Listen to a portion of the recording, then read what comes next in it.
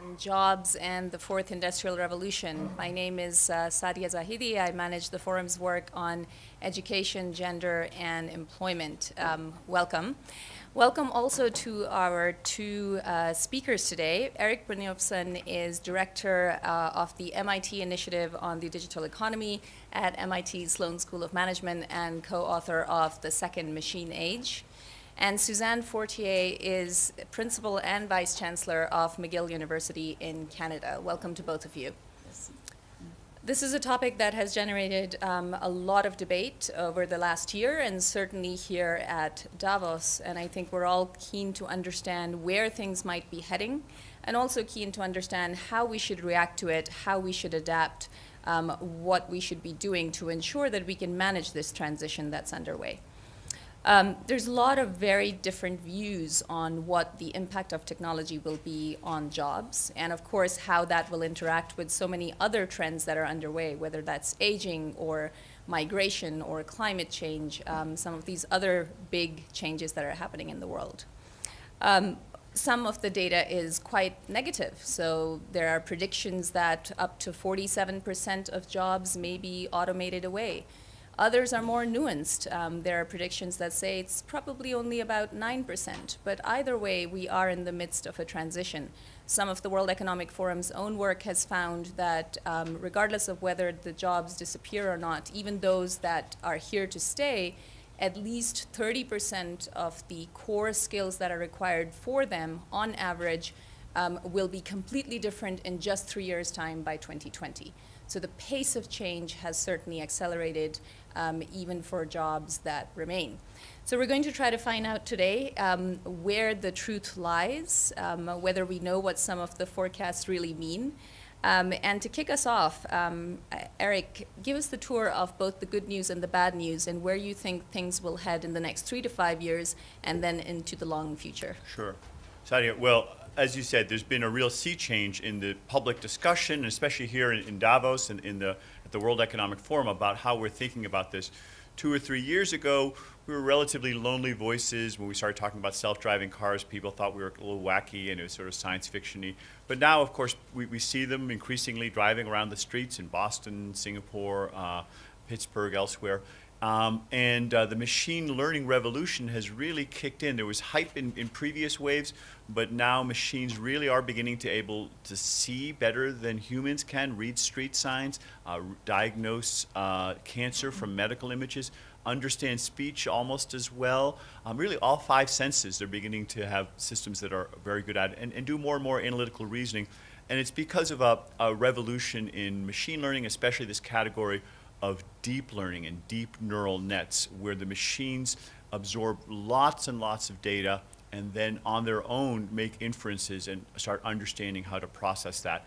And that is allowing them to affect many, many more kinds of jobs. Mostly, I think this is good news. You asked for the good news. I think it's having been ways of helping our healthcare and really creating literally billions and billions of dollars of demonstrable value in many, many businesses. And I think it'll be trillions of dollars going forward, one of the biggest revolutions in human history. But it's not all good news. And the other reason people are talking about it is not because of these wondrous technological developments, but it's because of the political backlash that we've seen, because many people are not participating in this revolution. The reality is that there's no economic law that says that everyone's going to benefit from a technological advance. It's possible for some people, even a majority of people, to be left behind. Through most of history, that's not what happened, but in the past revolution, especially the past 10, 20 years, there have been so many people left behind. The shocking statistics are that the median income, the person at the 50th percentile in the United States and other countries, is lower now than it was 15 years ago. And furthermore, over 80%, according to a recent McKinsey study, over 80% of households have not seen any real income gains. And so you can understand why they feel upset, they feel disillusioned, they feel angry. And some of the election results show that they want to change. They don't feel the system is working for them. Now, there's a lot of other forces at work there. I don't want to pin that all on the fourth industrial revolution or the second machine age. But my own view is the core of it is that there's a tectonic change happening in the underlying technology of our economy, and that's playing out in terms of the economics, the kinds of jobs that can be affected. I actually think it's less a matter of the employment levels, despite some of those numbers that you mentioned, and it shows up more in wages and stagnating compensation. That's the nature of actually a well-functioning economic system. When demand falls for any input, whether it's horses or humans, you tend to see lower prices first or lower wages. But people aren't happy when they see that. And ultimately, I'm sure we'll get into this in discussion, we're going to have to rethink some of our educational policies and some of our other policies so we do have shared prosperity. Great, thank you, Eric. Suzanne, let's stick with a second for with the forecast. What do you think will happen in the next 5 years in particular, and then out into the longer future? Well, I think our radars are really giving us the right signal. We're going to see quite a large number of jobs disappearing or changing significantly. Obviously, a lower skills job initially, but with the increased capacity of sensorial capacity of many of the algorithms right now, we're going to see even a higher skill job in the future disappearing. I must say, I think our radars have been giving us the right signals, at least for the short term. And maybe what is most surprising is that we haven't acted as rapidly as we should have, because we certainly could see it coming.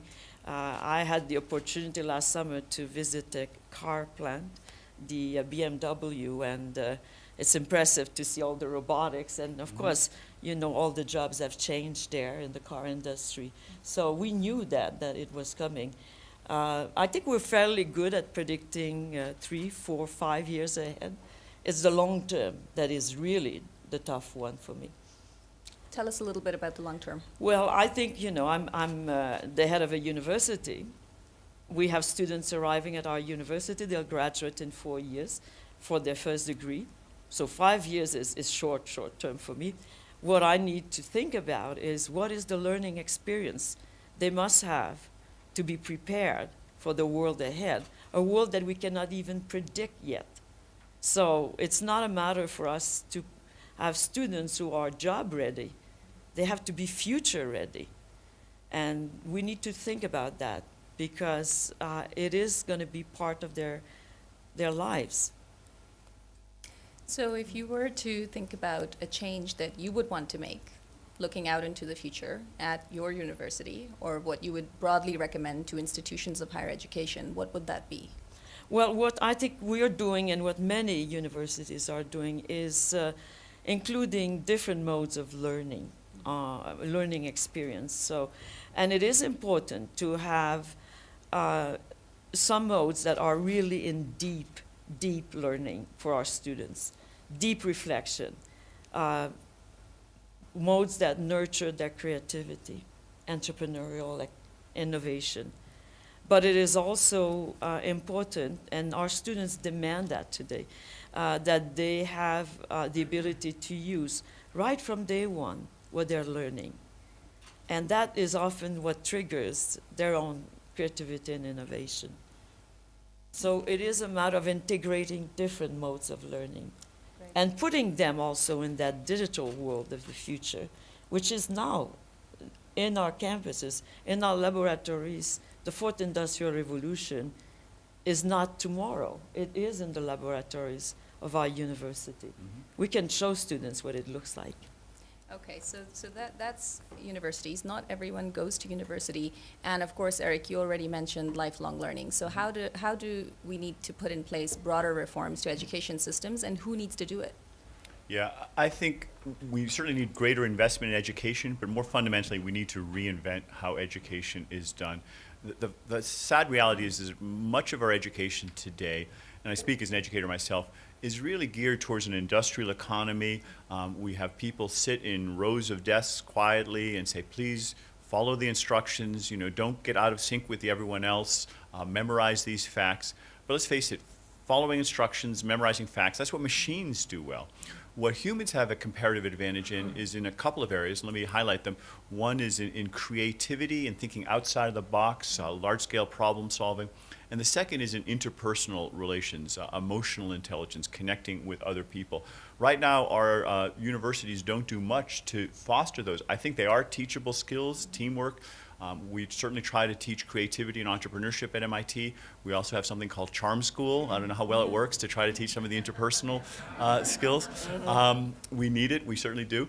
I think that there's going to have to be a reinvention. And actually, I think that machine learning and artificial intelligence can help with this. We can develop skills maps of the kinds of skills that are in the economy today, the kinds that are being demanded by employers and we think will be demanded going forward, and a mapping from one to the other so that we can do that. And machine learning can help speed that up. I was talking to some of the people like Andrew Wang and Sebastian Thrun that have developed the leading courses in these areas or programs in these areas, and they think we could get a 5x or 10x improvement in shifting the skill mix in the economy.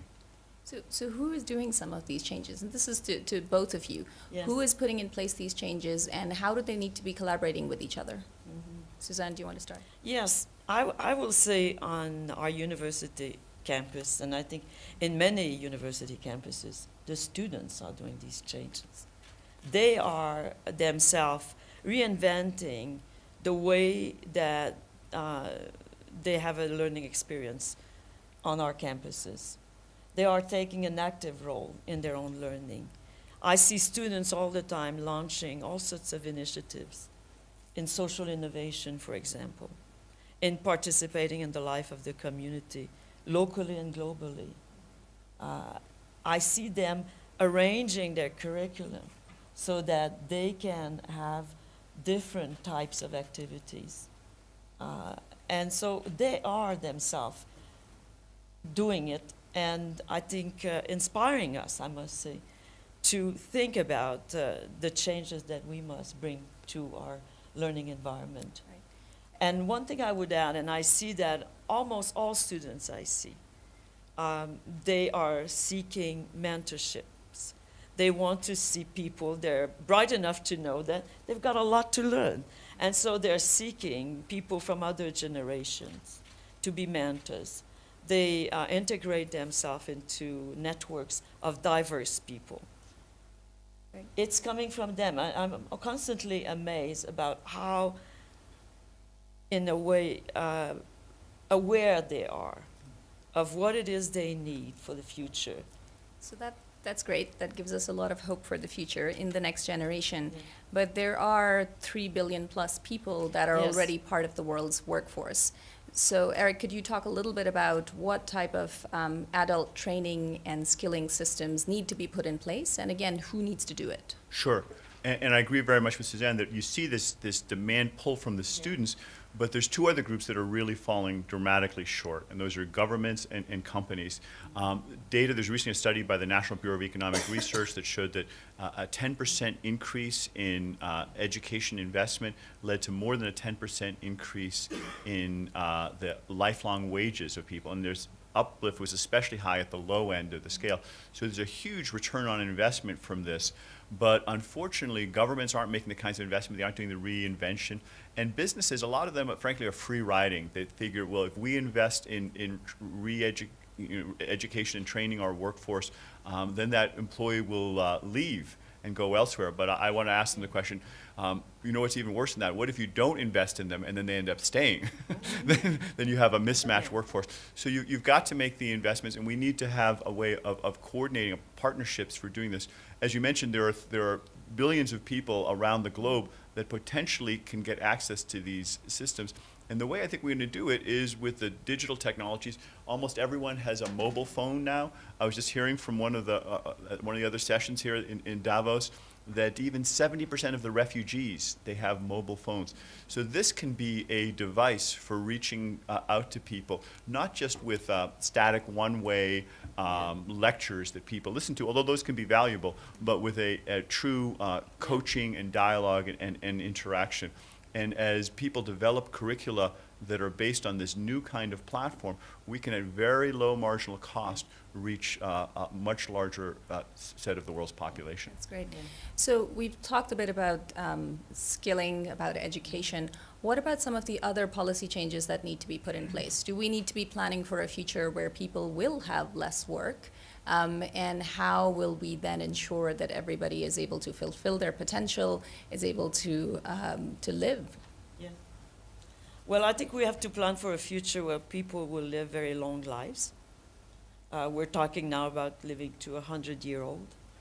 A future where study, work, leisure will be blended. It will be a blended environment of those three types of activities. We have to plan for a future where we provide people with what they need, or people are able to provide themselves what they will need for this long life that will be one that will challenge them in some ways to lead a productive, a contributing life for the very long term. So we need to think about not only the changes in jobs, but longevity as well, which is, I think, coming. So there's a big challenge in front of us, I think. But in many ways also, I think this is a very optimistic view of our future. But of course, and I think Erica has talked about that quite a bit, what I'm describing here is not what we see now or the possibilities that people might see around the world. And you know, at the forum we are hearing that we need to have a radar and a compass. So we have the radar, I think radar. We know some of these things. We know that we have this opportunity to have very long lives with the technologies and the medical advances, but it's not distributed evenly. So will our compass tell us that one way to really fill your life with great things, great accomplishments, is to work in spreading all of these positive things, positive view of what we see here more around the world. Eric? You know, let me build on what Suzanne was saying and make a distinction between the long term and the short term, and very much in sync with what she was saying. In the long run, I think we have really the best thing that humanity ever hoped for, which is a world with vastly more wealth, vastly less work. And we read about it in science fiction as machines are able to take on more and more of our tasks, and we will eventually get to that kind of society. But I think it's a mistake to focus too much on that far future that we read about in science fiction, because the problem we have today is quite different. Right now, there is so much work that needs to be done. We have no shortage of problems in healthcare, in education, in cleaning the environment. And the fact is that most of those tasks require human labor right now. Machines are not good enough to handle so many of those different tasks. And it would be a mistake to focus too much on the distant future. I've come up with a way of phrasing this. I call it technological presbyopia. Presbyopia is that when you can see far away, but you can't see close. I see some people here with glasses like I do, and we need glasses because we can no longer see what's up close. I think we're making the same thing with mistake with technology. We see this vision in the future of a world without work, and people are seduced by it. But the reality is that right now we have so much work that needs to be done, and let's focus on solving the world's real problems today that cannot all be done by machines. They're generally going to require a human-machine partnership to solve things that we've never been able to take on before. And if we do that, I think we're going to have a much smoother path to that eventual world of increased leisure. One of our participants yesterday was saying that we've been focusing so much on the word disruption, and we need to start looking at it instead as responsible disruption, and to manage this process that is underway. So we've had a conversation that's been fairly focused on the advanced economies. What do things look like in the rest of the world? What do you think some of the changes will be in emerging markets and the developing world? Sure. Why don't I touch on that? We heard from Premier Xi Jinping. Was it yesterday, the day before? And I thought his comments were very, very thoughtful. But having spent some time visiting the factories in China there, I came away feeling like, if anything, many of those developing countries are even more in the bullseye of this revolution than the advanced countries. And the reason is, as you go to those factories, there's a lot of people still doing a lot of routine, repetitive kinds of work, and they do it at lower wages than they do in Switzerland or Germany or Canada, and so they're very competitive. But the fact is that no matter how low the wages are, they're not going to be able to compete with the next generation of robots. So that workforce is going to have to be transformed just like it is in the advanced countries. But they start, on average, with less educated, fewer people in the service sector, fewer people in the education and R&D sectors. So they have an even bigger transformation ahead of them, and I think it's going to hit them really hard. They've been very successful the past couple of decades competing against humans in the advanced world and creating a lot of wealth for themselves and for the world in general. But going forward, the technological revolution is going to affect the entire globe. If we handle it right, it will create broadly shared wealth, but the disruption that you referred to, I hope it will be responsible disruption, is going to hit globally. So there are some people who predict that we're going to go towards seeing the rise of digital sweatshops, and there are others who talk about how some of the changes that are underway are going to lead to a leapfrogging opportunity for a lot of developing countries, again, if handled right. Where do you think things are heading at the moment? Who's doing it well? So I see both those things happening going forward, and I think the last part of your question was really the key, depending on how you handle it, if you handle it well. And one of the things that in a panel like this, the temptation is to make predictions. And the thing that I keep reminding myself, and I want to remind all of you, is that technology is a tool. It's a tool that we can use to change the world. It's a more powerful tool than any tool we've had before, which means we actually have more influence over the future. And we can use those same tools to create a very good society or a very bad society. Neither of them is inevitable. So I disagree with the optimists. I disagree with the pessimists, because both of them have this implicit assumption that something's going to happen to us. And the real reality is that we get to choose and decide. So there will be countries and societies and companies that create digital sweatshops. There are others that create a vastly broader shared prosperity. We've seen countries in the past take both of those paths. And I would encourage everyone in this room and everyone who's watching to think about how they can take an active role in shaping the future rather than a passive role in guessing what it's going to be. Thanks, Eric. Suzanne, let me get back to an earlier point that you made, which is really the human aspect of this. And so where should the focus of education systems be? Is it on we hear a lot about STEM education, ICT education. If the world is moving into a more technologically driven world, then that's what we should be preparing for. And there are others who say it's the creativity, it's the human aspect. Where do you think the balance should lie? I think the challenge for us is to return to the Renaissance education, and particularly if generations of students now on our campuses are going to live a long life, I think they would benefit most from a Renaissance type of education. So of course, STEM, I think you cannot easily navigate this world if you have no understanding of science, technology, mathematics. It's an essential component. But I don't think it's sufficient. I don't think a person who's limited to very good education in these areas will necessarily be having a happy and productive life. I think that they need to also be exposed and learn how to enjoy all of the arts, humanities, and enjoy that learning. I think we need to think of a broader education rather than a narrower one. And that is actually, I think, the challenge, because it is the challenge between an education that gets you job ready and an education that gets you future ready. And that's the big challenge. I couldn't agree more with that. And I think there was a great session yesterday where Alan Blue, the co-founder of LinkedIn, made exactly this point, that there's this distinction between the harder skills and the softer skills. There's a temptation to get focused too much just on the hard skills, which are certainly essential. And coming from MIT, I see the value of them. But in the long run, being able to learn, being able to connect with other people, those are the things that carry over for long-term value creation. Thank you. We have time for a couple of brief questions from the audience. Sir.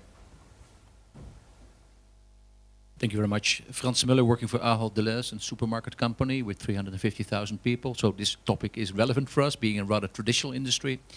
What I'm a little bit worried about, although agreeing a lot what has been said, is when is the reality check coming in between education and work?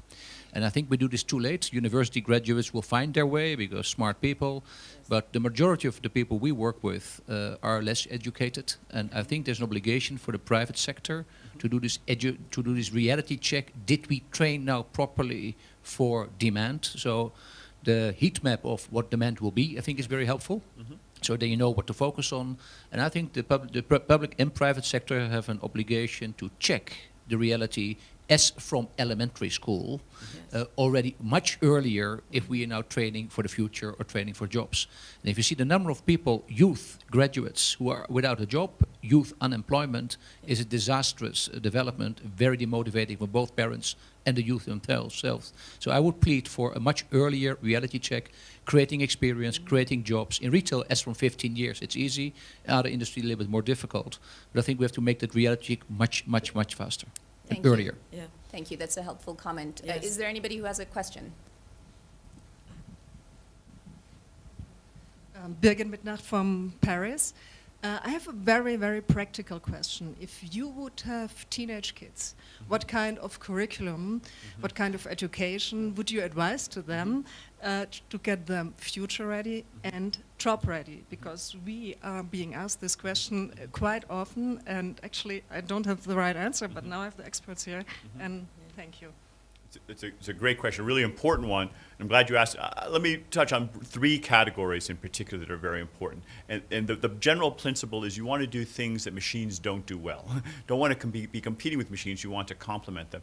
So the first area, I think I touched on these a little bit. One is creativity and large problem solving. These are teachable skills. And the sad thing is that if anything, schools have been almost designed to stamp it out, to discourage creativity. You know, if you had a teenager now, you once had a 3-year-old, and you probably watched them play with blocks, they can't resist building things. It's something in humans that we love to create things, and we need to allow that to flourish rather than discourage it. Secondly, and this is one that can affect a lot more people, is interpersonal skills. So many of the people at the supermarket or elsewhere, the checkout register, that's going to be increasingly automated, but connecting with other people, that is something that's going to be lasting for a long time.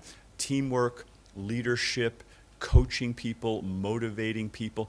It doesn't work to have a robot give you a pep talk and try to motivate you. You know, that has to be a personal connection. And there are many people that may not have advanced degrees, but they have a lot of emotional intelligence, and we can bring that out as well. And then the third thing I would say is that we are increasingly in a superstar economy, and increasingly it's a winner-take-all economy, and the people who win those are the ones who are the very, very best in something. But the good thing is that there are many, many categories that you can be the best in. So that means I would double down on the old advice we always give to our kids, which is follow your passion.